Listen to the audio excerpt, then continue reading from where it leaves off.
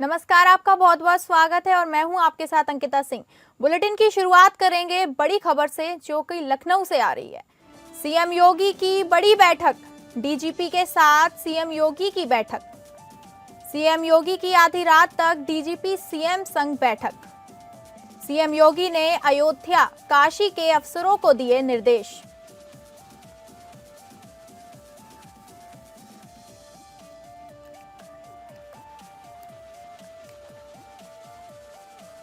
दिल्ली में ब्लास्ट के समय मुख्यमंत्री योगी आदित्यनाथ बलरामपुर के देवी पाटन मंदिर में थे। यहीं से डीजीपी, मुख्य सचिव और इंटेलिजेंस के साथ वर्चुअल समीक्षा बैठक की।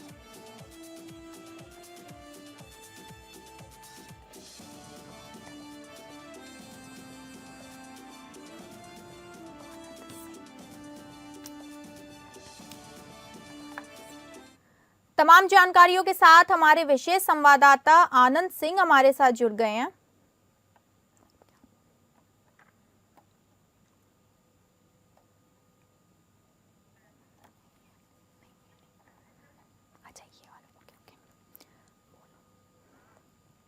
आनंद, दिल्ली में ब्लास्ट के बाद देश भर में सुरक्षा को लेकर हाई अलर्ट पर है।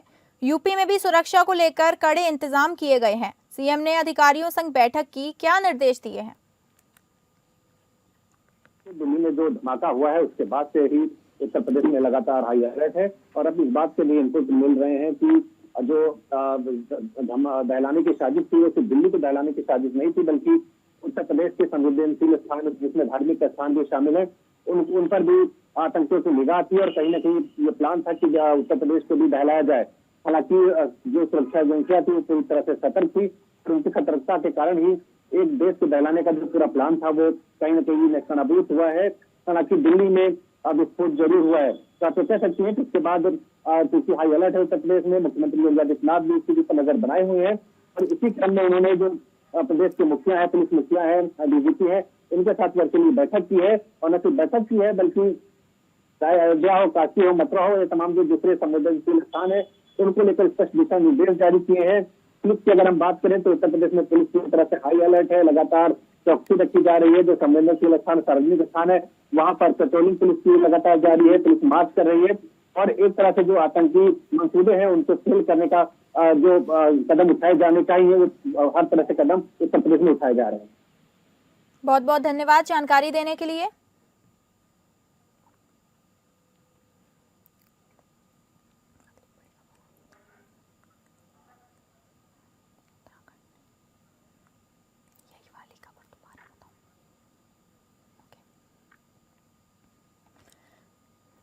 आपको बता दें, दिल्ली में ब्लास्ट के समय मुख्यमंत्री योगी आदित्यनाथ बलरामपुर के देवी पाटन मंदिर में थे। यहीं से डीजीपी, मुख्य सचिव और इंटेलिजेंस के साथ वर्चुअल समीक्षा की।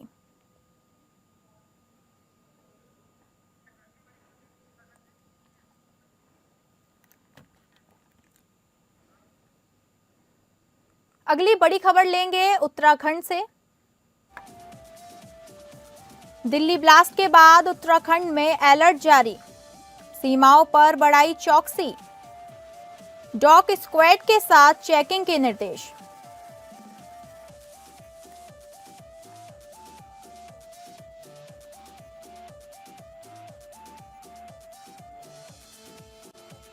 दिल्ली में हुए धमाकों के बाद पुलिस मुख्यालय ने अलर्ट जारी रखा है। इसी क्रम में अंतर्राष्ट्रीय और अंतर्राज्यीय सीमाओं पर चौकसी बढ़ा दी गई है। एडीजी कानून व्यवस्था डॉक्टर वी मुरुगेशन ने सभी जिलों को भीड़भाड़ वाले स्थानों पर सघन चेकिंग के निर्देश दिए हैं। गढ़वाल और कुमाऊं रेंज के पुलिस अधिकारियों के साथ वीडियो कॉन्फ्रेंसिंग के माध्यम से उन्होंने अन्य दिशा निर्देश भी दिए। एडीजी कानून व्यवस्था ने बताया कि धमाकों के बाद पुलिस लगातार उत्तर प्रदेश एटीएस और दिल्ली पुलिस के संपर्क में है।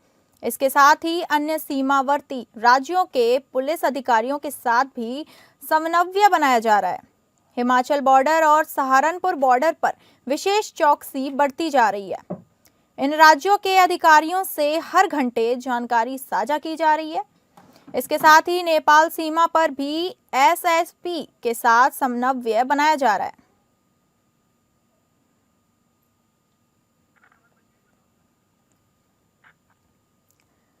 आपको बता दें, दिल्ली में हुए धमाकों के बाद पुलिस मुख्यालय ने अलर्ट जारी रखा है। इसी क्रम में अंतर्राष्ट्रीय और अंतर्राज्यीय सीमाओं पर चौकसी बढ़ा दी गई है। एडीजी कानून व्यवस्था डॉक्टर वी मुरुगेशन ने सभी जिलों को भीड़भाड़ वाले स्थानों पर सघन चेकिंग के लिए निर्देश दिए हैं। गढ़वाल और कुमाऊं रेंज के पुलिस अधिकारियों के साथ वीडियो कॉन्फ्रेंसिंग के माध्यम से उन्होंने अन्य दिशा निर्देश भी दिए। एडीजी कानून व्यवस्था ने बताया कि धमाकों के बाद पुलिस लगातार उत्तर प्रदेश एटीएस और दिल्ली पुलिस के संपर्क में है। इसके साथ ही अन्य सीमावर्ती राज्यों के पुलिस अधिकारियों के साथ भी समन्वय बनाया जा रहा है। हिमाचल बॉर्डर और सहारनपुर बॉर्डर पर विशेष चौकसी बढ़ती जा रही है। इन राज्यों के अधिकारियों से हर घंटे जानकारी साझा की जा रही है। इसके साथ ही नेपाल सीमा पर भी एसएसबी के साथ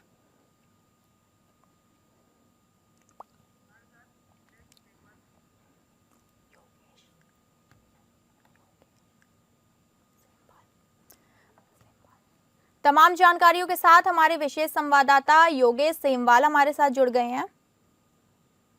योगेश, दिल्ली में ब्लास्ट के बाद देश भर में सुरक्षा को लेकर हाई अलर्ट पर है। उत्तराखंड में भी सुरक्षा बढ़ा दी गई है। किस तरह की सुरक्षा के इंतजाम किए गए हैं?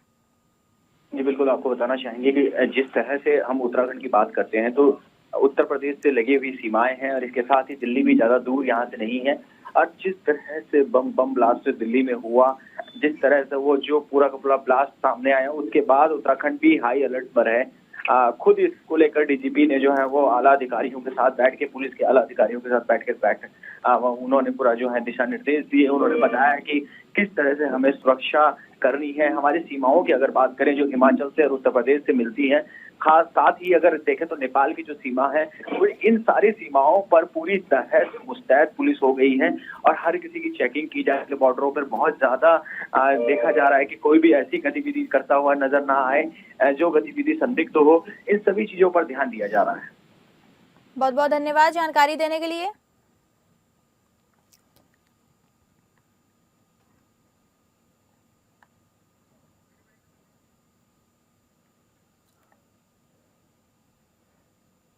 अगली बड़ी खबर लेंगे दिल्ली से।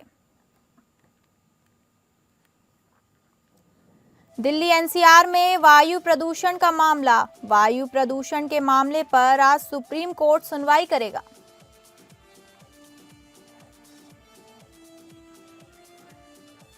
दिल्ली एनसीआर में बढ़ रहे वायु प्रदूषण के मामले पर आज सुप्रीम कोर्ट सुनवाई करेगा। पिछली सुनवाई के दौरान सुप्रीम कोर्ट ने प्रदूषण नियंत्रण बोर्ड से दीपावली के दौरान बढ़े हुए प्रदूषण पर आंकड़े भी मांगे थे। सुप्रीम कोर्ट ने बढ़ते प्रदूषण पर राज्य सरकारों को फटकार लगाते हुए कहा था कि प्रदूषण से जुड़े मामले में जब तक कठोर फैसला नहीं लिया जाएगा, तब तक इस मुद्दे पर कुछ होने वाला नहीं है।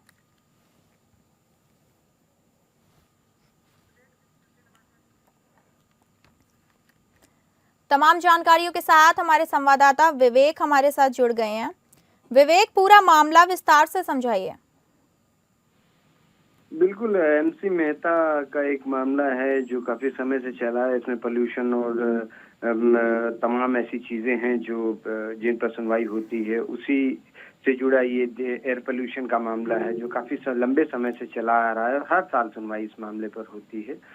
चूंकि 3 नवंबर को भी इस मामले पर सुनवाई हुई थी, उस दौरान जो अपराजिता सिंह थी, जो इस मामले में एमिकस बनाई गई है दिल्ली एनसीआर में पोल्यूशन को लेकर, उन्होंने इस पर कड़े सवाल उठाए थे और ये कहा था सीए कि इसमें जवाब दाखिल करना चाहिए, क्योंकि लगातार जो दिल्ली एनसीआर का पोल्यूशन लेवल वो बढ़ रहा था।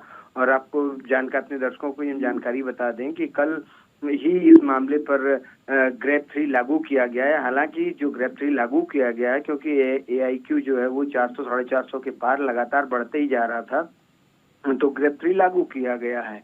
लेकिन जो अपराजिता सिंह की तरफ से ये जो सवाल उठाया गया था इस मामले में, ये कि जो दिल्ली एनसीआर का पोल्यूशन है वो लगातार बढ़ रहा है, इस पर जो सुप्रीम कोर्ट है उसने पिछली सुनवाई में सीएक्यू से एक हलफनामा दाखिल करने के लिए कहा था और ये बताने के लिए कहा था कि दीपावली के दौरान, चूंकि दीपावली के दौरान सुप्रीम कोर्ट ने ग्रीन क्रैकर्स को की इजाजत दे दी थी और उससे जो पोल्यूशन का लेवल थोड़ा बढ़ गया था तो उसको भी मेंशन किया गया था। इस पर सुप्रीम कोर्ट में सुनवाई जब हो रही थी तब ये कहा था कि इस मामले में सीएक्यू में एक जवाब दाखिल करेगा, क्योंकि अपराजिता सिंह ने स्पष्ट कहा था कि जो हमारे यहाँ जो पोल्यूशन को चेक करने के लिए संयंत्र हैं, उन संयंत्रों में से 37 हैं टोटल दिल्ली में, जिसमें से सिर्फ 9 ही काम कर रहे थे, बाकी के काम नहीं कर रहे थे, जिसकी वजह से जो पोल्यूशन का लेवल है उसका सही आंकड़ा नहीं मिल पाया है।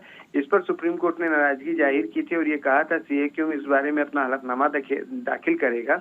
तो आज सीएक्यू इस मामले में अपना हलफनामा दाखिल करेगा। वहीं जो अपराजिता सिंह हैं उन्होंने कई सवाल और खड़े किए थे और ये कहा था कि दिल्ली और हरियाणा में लगातार पराली जलाए जाने की घटना हो रही है, जिससे दिल्ली एनसीआर का पोल्यूशन काफी हद तक बढ़ गया है। और आज जब सुप्रीम कोर्ट इस मामले पर सुनवाई करेगा तो ये देखना होगा कि सुप्रीम कोर्ट क्या, क्योंकि हर साल सुप्रीम कोर्ट में ये स्थिति पैदा होती है और दिल्ली एनसीआर के स्टेट को हर बार फटकार लगती है, खासतौर से पंजाब और हरियाणा को, कि पराली को जलाने को लेकर कुछ ऐसा मैकेनिज्म तैयार करें जिससे हर साल पराली न जलाई जाए। और जब भी पराली जलने की स्थिति आती है तो दिल्ली एनसीआर का प्रदूषण बढ़ जाता है। वहीं अगर हम बात कर लें कि जो मौसम विभाग है उसने ये जानकारी दी है कि क्योंकि हवा का जो स्पीड है वो बहुत कम है और मौसम प्रतिकूल है, जिसकी वजह से लगातार ये जो पोल्यूशन का स्तर है वो बढ़ा हुआ है, तो कुछ जो प्रकृति है वो भी साथ नहीं देती है। साथ ही जो स्टेट्स हैं उनकी तरफ से भी बहुत जो प्रयास होने चाहिए वो समय पे नहीं किए जाते हैं, जिसकी वजह से दिल्ली एनसीआर का प्रदूषण बहुत जानलेवा स्तर का पहुंच जाता है। तो फिलहाल जो स्थिति है वो ये है। अब सुप्रीम कोर्ट के सामने एक यक्ष प्रश्न यही है कि इससे हर साल की समस्या से निपटा कैसे जाए। और हर बार सुप्रीम कोर्ट अलग अलग राज्यों को, जो दिल्ली एनसीआर के राज्य हैं, उनको फटकार लगाता है और ये कहता है कि ऐसा मैकेनिज्म बनाइए।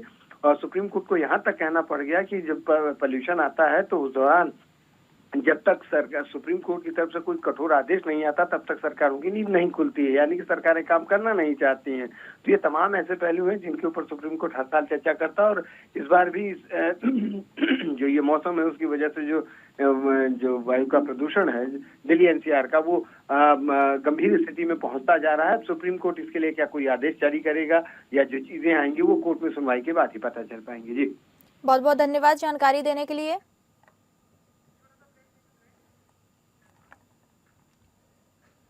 अगली बड़ी खबर है प्रयागराज से। प्रयागराज हाई कोर्ट सख्त, अपर मुख्य सचिव गृह को किया तलब।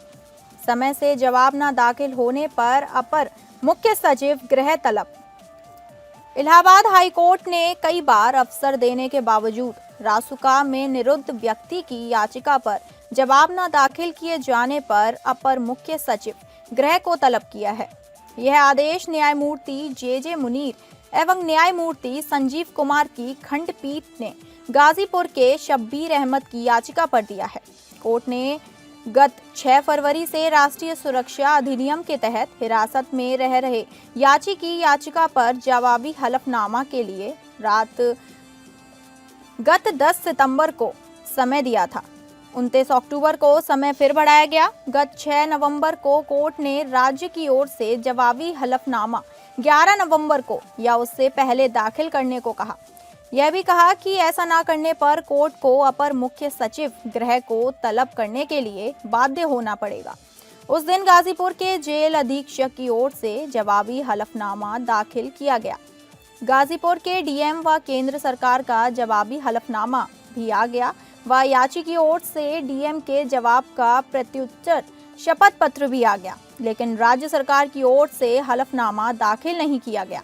इस पर कोर्ट ने रजिस्ट्रार अनुपालन से आदेश को सीजीएम लखनऊ के माध्यम से अपर मुख्य सचिव गृह को प्रेषित करने को कहा। रजिस्ट्रार अनुपालन उसी दिन एसीएस को आदेश प्रेषित किया। इसके बावजूद अपर मुख्य सचिव गृह ने राज्य की ओर से मंगलवार तक जवाबी हलफनामा दाखिल किया जाना चाहिए सुनिश्चित नहीं किया।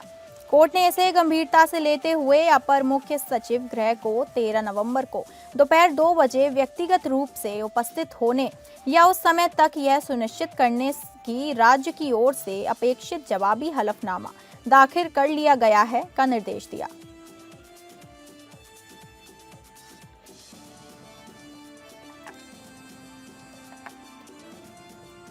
तमाम जानकारियों के साथ हमारे विशेष संवाददाता आलोक सिंह हमारे साथ जुड़ गए हैं।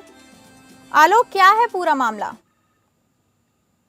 इलाहाबाद हाईकोर्ट ने राष्ट्रीय सुरक्षा कानून में निरुद्ध एक व्यक्ति के मामले में जानकारी मांगी थी गाजीपुर के जिला प्रशासन से, पुलिस विभाग से, साथ ही यूपी सरकार से। कई बार जवाबी हलफनामा के लिए समय मांगा गया, लेकिन जवाबी हलफनामा नहीं दिया गया। कई बार जब इस तरह का आचरण प्रदेश सरकार की तरफ से देखा गया तो इलाहाबाद हाईकोर्ट ने इस पर सख्त रुख अपनाते हुए आज 2 बजे अपर मुख्य सचिव संजय प्रसाद को तलब कर लिया है। जस्टिस जे मुनीर की कोर्ट ने यह आदेश दिया है और कहा है कि ये बेहद गंभीर मामला है कि बार बार हाईकोर्ट जवाब मांगता है और इस पर इतनी उदासीनता और लापरवाही बरती जाती है। तो आज 2 बजे अपर मुख्य सचिव या प्रमुख सचिव गृह संजय प्रसाद को इलाहाबाद हाईकोर्ट ने तलब किया है। उनको व्यक्तिगत रूप से उपस्थित होने का आदेश दिया है या तो उनकी तरफ से शपथ पत्र के जरिए हलफनामा मांगा गया है। तो आज 2 बजे इस मामले की सुनवाई होगी। जी,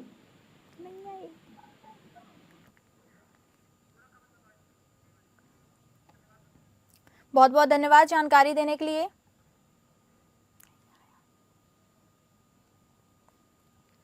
आपको बता दें, इलाहाबाद हाईकोर्ट ने कई बार अवसर देने के बावजूद रासुका में निरुद्ध व्यक्ति की याचिका पर जवाब न दाखिल किए जाने पर अपर मुख्य सचिव गृह को तलब किया है।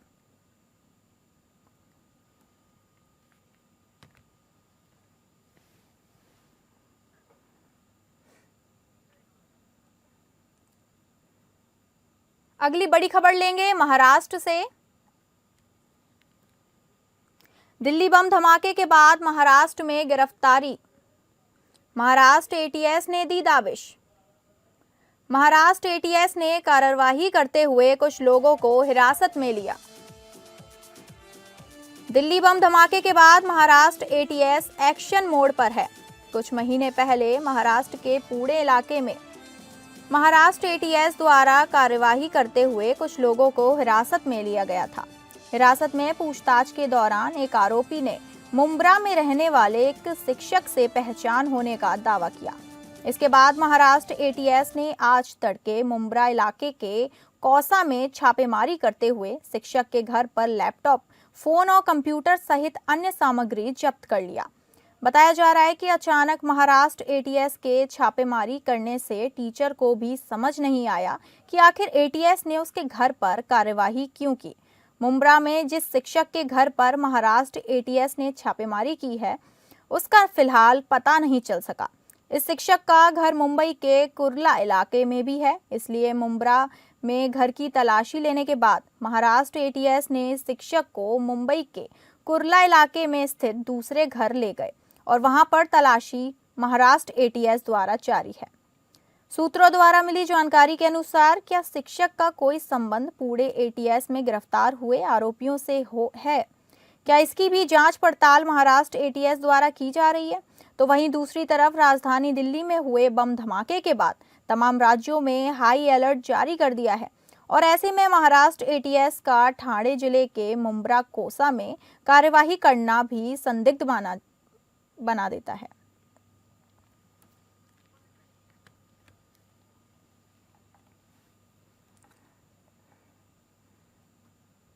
फिलहाल इस बुलेटिन में इतना ही। नमस्कार।